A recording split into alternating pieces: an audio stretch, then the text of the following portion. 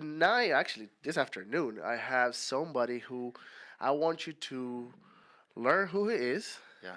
because it's very important for all of us to actually get to know who represents us Yeah. in our government. So today I have John Camarillo or John Camarillo, and I want you to pay attention to what he's trying to do for us Yeah. because it's very important to know who are representatives, who's putting their faces for us and our communities, because then we come back and complain. Yeah. But if we're not active in the campaigns or voting for whoever we choose to endorse and support, then we need to know what we're doing. So, Yeah. John, welcome to GQ Radio. Hey, thank you, Tell us who Marcella. you are. Okay. Tell us what you're trying to do. Okay. First of all, thank you for giving me this time and this platform to speak. I'm John Camarillo. I was born in 1973 in the greater Houston area. Uh, Born on Houston's East End. Graduated from Austin High School in 1992. So you're local. Local, well, yeah, local, inner city Houston. Growing up, the majority of my time was spent doing two things. I was very active in my church, got the Holy Ghost when I was 10 years old, baptized in Jesus' name, and then golf was another big passion of So my you're a life. man of faith. Yes. Good. Uh, so played golf. Eventually, would get a golf scholarship to Texas Southern University, where I graduated from, and then in after leaving college, I was then looking for the next adventure, the next challenge in my life.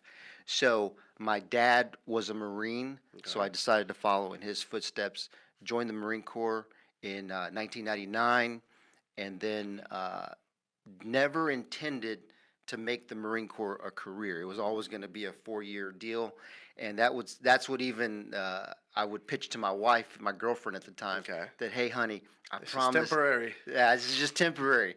I'm not going to make this a career, but I tell you, uh, in that 4 years in the Marine Corps, we went to the war with Iraq in 2003, Got it. and a love story began. A love story with serving Marines and people. When you think about the military, you naturally, or specifically the Marine Corps, you naturally don't think about get all sensitive and mushy. But the Marine Corps really was a love story. When you watch young men do the most bravest things in combat, they kick in doors and yeah, there's an enemy on the other side and they know it, but they do it to save the life of their fellow comrades, their fellow Marines. They're defending us. They're defending what they believe is our American democracy. And I said, how can I ever leave this organization? How can I not? You just don't want to be around people that are like that. The people that are opposite, counterculture to what your instincts tell you to do. So did that. Retired in last February 2018. I'm sorry, 2019. Last February, 20 So years. just in the about a year now. Yeah, coming on a year anniversary of retirement, and uh, I'd always been interested in national processes. Specifically, when I saw in 2003 we went to war. war with Iraq, um, and in 2006, 2005 you get to see the what's happening. We've got more mental health issues. We tore up a country, and this is not an indictment on whether it was a right or wrong decision, but I then became inquisitive and how did we come from a men sitting in a group in a room making this decision, men and women making this decision for our nation and actually getting executed. So I became more interested in politics, and then in my last tour in the Marine Corps, I was the Marine Corps' representative to Latin America. So I got to see how China is heavily involved in our hemisphere. Russia is in our hemisphere. So I got to see a storm that was brewing. It's like like a cloud that's coming. And so I felt that I was called to do this next step, which is run for Congress, not specifically because John Camarillo is a special guy. No, not because of that, but more importantly because of the message. Okay, so it's very interesting because most people find jobs, generate careers because they see as the long-term outcome of how much money they can make, what they Right. can do with their careers in life. Yeah, In your case, it was more of a passion yeah, of serving your country and serving the people that you guys protect Yeah. while you guys do your job. Yeah. So now you're in Fort Bend County. I'm in Brazoria County. I live in Pearland. Okay, so you live in Actually, I live in Pearland. There's one little section in Pearland that's part of Harris County. So Okay. it's actually Harris County, but I live in Okay. Pearland. How interesting. That's one of Yeah. the things that in Houston you just never know whether you are in Houston, Yeah, Harris, yeah. whatever. Yeah. But tell us a little bit more of your vision for this new job, this new venture. Yeah. Because to you, this is something that you have a passion for. Yeah. And it's very important for anyone who is going to get up the day of elections and go vote for somebody to really understand what that job is Yeah. that you're going to be representing or that you are trying to represent. Because at the end of the day, it's all about the decisions that will affect us in the long run. Yeah. Right now, most of the decisions that have been getting done, they haven't been decided in the last 2 weeks. They have been worked on for months, years, if not. So you're going to work on our future. Yeah. So what is that future bringing so that anybody who's listening or viewing this interview can say, you know what, I like this guy because he's one of us. Yeah. So I do have one specific platform, but I think when you look at Congress as a whole, Congress has one of the worst approval ratings, meaning people are not happy with our federal Congress. They have like an 8% approval rating, which is Has this been always the case, though? no, that's not always been the case. Congress had a very high approval rating, specifically when there were more veterans as congressional members. But over the last 14 years, we have had a decline in veterans serving in Congress. So, and you just to kind of put that in some perspective a little bit, two other organizations in the government that are near that low percentage mark of approval rating is the IRS and the VA. I mean, Very important. those are like some major important organizations in our government that guide the government. So we look at what's going on in politics today. There's just all this internal bickering, just this fighting with each other. And here, instead of getting things done.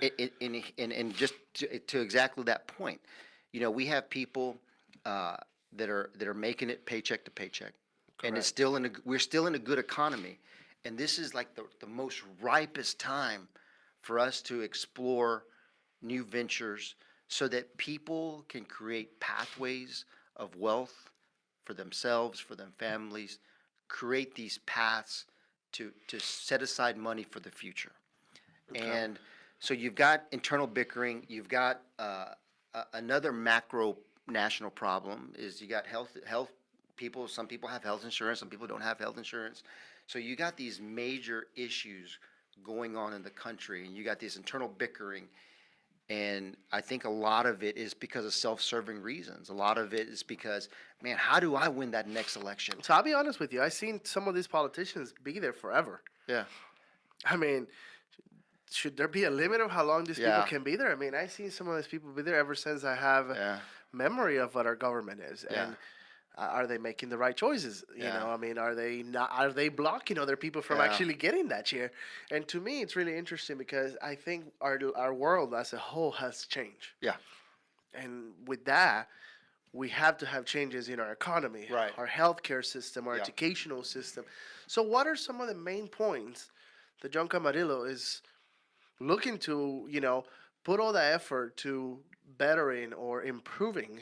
Because everybody has something that they're aiming for. Right. And you have a military background, Right. which is a lot of passion in you for serving. So I'm intrigued to know, what are you trying to do? What are you trying to achieve for our community? Yeah. So can I see the website? My website. Yeah, of Okay. course. If viewers out there, if you get a chance, please go look at Camarillo for Congress, and under the news section, under the news tab, is an article, an op-ed that I wrote called "Beyond the Wall: How to Keep Texas and America on Top." So the vision of what I'd like to lay out is based on, I don't ever want to go to war again. Okay. I never want this country and our men and women, I don't want my son to have to follow in those footsteps Absolutely. and do those things. So I would like, you know, our our major Cold War that we have coming up is probably China. I mean, we've got this Rivalry. rivalry with China. You know, China does not want to be part of a community of nations. They want to be the leader of all the communities. So I Is know, that something you see as a big friction between the United States yeah, and China? yeah, yeah, because China does want world dominance. So what I'd like to use, instead of going to war with them, I'd like to use economic influence to make sure that they're out of our backyard. Okay. And using the one thing that China has been beating us on, specifically in our Western Hemisphere. And Okay. when I say Western Hemisphere, I'm talking about Chile, Argentina, Colombia, Brazil, all our big major South American countries. What they've been beating us is what's called foreign direct investment, where they go and they invest into that country. And I'll just take one example. Lithium is an example, Okay. where China basically has a monopoly on lithium, and we don't create lithium here in the United States. We create like 2% of the world's lithium, and probably somewhere like Nevada, which is Wow. like not enough. And here we've got China, who's got Everything pretty ties much. to all the lithium in Brazil. So So that could put us on a position that we're gonna have to pretty much be under control of the Chinese because they control that mineral. So let me use another example. Maybe that'll this make it bring it more to light. So the Panama Canal, we paid American tax dollars, paid for that. paid for the building of the Panama Canal, and we gave it over to Panama, and Panama has now basically China owns basically the three major ports in the Panama Canal. And that means they can shut it down like that. So if we ever had to go to war and transfer ships from one side to the other, It would be impossible. what it does, it makes that journey another month. You have to add another month to go around the tip. So we're beholding to China investors, Chinese government, if we continue to let them continue down that path. One more note that I think is really important is as we're having this discussion right now, you have Russia trying to set up a base in Venezuela. And so those atmosphere, we talk about socialism. You know, Colombia, in the Colombian government, there's a movement that they want to go to socialism inside the government. So All in Latin America, pretty much. There's a lot of Yeah. pockets of socialism Yeah. already. I mean, there's countries that already are pretty much being ran Yeah. by socialist Yeah. presidents. Yeah. I mean, people don't realize it, but Yeah. if you stay on top of the news and you truly understand Latin American politics, then you realize that maybe, I don't know, maybe a fourth Yeah. of the countries down south are actually already being ran by, the people that we're not trying Yeah. to have too close to us. Yeah. So you, as somebody who's running for Congress, what would be your main effort to say, if I make it, if you guys elect me, Right. what are you gonna stop? What are you gonna do? What are you gonna change? So I would. The big effort is to use our entrepreneur spirit. Is the thing that made Texas great, the thing that made Right. America great, All the and- investment. and use foreign direct investment Okay. as a weapon, is to be able to invest into Latin America Okay. and to box in the residual from that. Not only would our economy boost, Yeah, of course. but it would box out Russia and China out of our hemisphere because we would be so competitive with them. So course. everybody talks about the economy being really good right now, and the economy is good. I mean, the indicators that we have, the stock market, low unemployment, all those are great indicators. And this is the time that we should push to try the new frontiers, to go out and explore those new frontiers. This is the time to do it. Interesting. Very interesting. Well, where can people find more about your mission? Because obviously, this is a mission you got. This Yeah. is not a job that you're trying to go get and get a paycheck for. You have emotions attached to this because you have seen it. Yeah. And I guess a lot of the people who are also running for Congress, I mean, they might not be as invested as you are Yeah, in our global economy per se. yeah. So, where can people find more about you and everything else? If you go to www Camarillo for Congress, that's Camarillo for Congress. You can find out how to get a hold of me specifically. I would love to come. The number one thing I ask from your audience is if I said something that resonates with you, if I said something that, man, I'd like to hear more, contact us and I'll come out, do a home visit, meet at a coffee shop, have pancakes, whatever. Whatever you I want. just want to connect with people and tell them the vision. Uh, we've got 15 candidates in this race, and So you are one I'm one of of the 15. 15. Yeah, it's like how many clowns can we get in this clown car? You know, 15. 15 apparently. So each candidate brings their special niche with them, their background with them. What I believe that I bring is a worldview because I've traveled around the world. I've been a representative for understand how it America. works. Yeah, I understand these things, and I truly believe 100% in the mission. And if you go to that op-ed, Beyond the Wall, that is the mission of John Camarillo, and that's the message. Awesome. Well, I appreciate you making the time No, to come thank out you, to man. GQ I Radio. appreciate it. Our listeners are always listening to the new things we bring Yeah. because our mission is to bring educational topics as well, and you're one. I appreciate that. I hope you get the best out of it. I hope you win. I like some of your points, and I guess because I see a global view as well, and a lot of times we got to remember, even though we're in America, even though we live in Texas, we should be looking at the world as a whole, Yeah. not just at our backyard, Yeah. because we're no longer just Texas. Everything around us has an influence on everything that's going to happen to our children. Yeah. So right now we might be okay, but in the future, will our children be okay? Yeah. Are we ever going to be in a situation where we're going to be in danger? Do we want our kids to be in that situation? It's happened before in the past, but if you weren't here, you weren't born yet, maybe you already forgot. But this guy here is saying it can happen. Yes. So I appreciate you making Thank you, the sir. time, and that's it, guys. Please share this video. We really want our community to really understand what our candidates are running for. What are they trying to do in our community? Because a lot of times you, who's listening and watching, go out there and cast the boat and really don't understand what you're doing, and that's a shame. Don't do that. Find out what you're doing because it will have an impact, and then you're gonna complain.